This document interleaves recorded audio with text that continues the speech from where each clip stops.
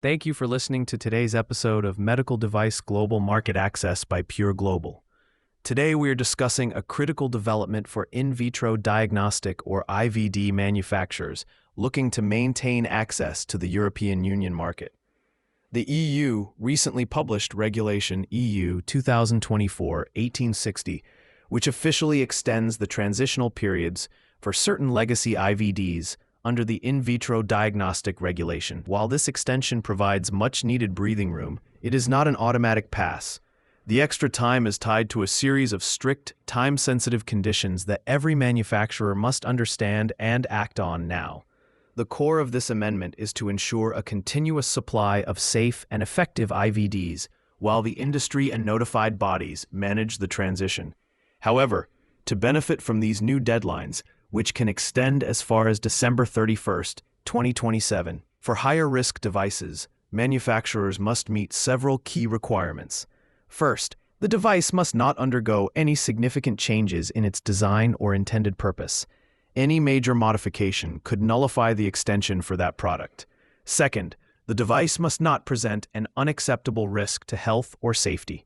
Most importantly, the extension is directly linked to your progress toward full IVDR compliance. Manufacturers are required to implement an IVDR-compliant quality management system, or QMS, by May 26, 2025.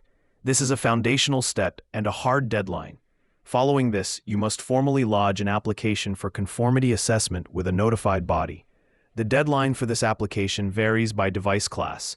May 26, 2025 for high-risk Class D devices, May 26, 2026 for Class C, and May 26, 2027 for lower-risk Class B and sterile Class A devices. Simply applying is not enough.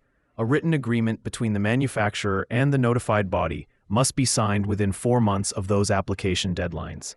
That means by September 26 of 2025, 2026, or 2027, respectively. This demonstrates a committed engagement in the certification process. Failure to meet any of these conditions means the transitional period for your device will end, forcing it off the market. This regulation is not about delay. It is a structured, conditional pathway that demands immediate action, strategic planning, and prompt engagement with a notified body. If navigating these complex regulatory changes in the EU or other global markets seems daunting, we at Pure Global are here to help. We specialize in developing regulatory strategies to ensure you meet critical deadlines and maintain market access. Please check the description for a link to our free AI tools and database. Thank you for listening, and we'll see you next time.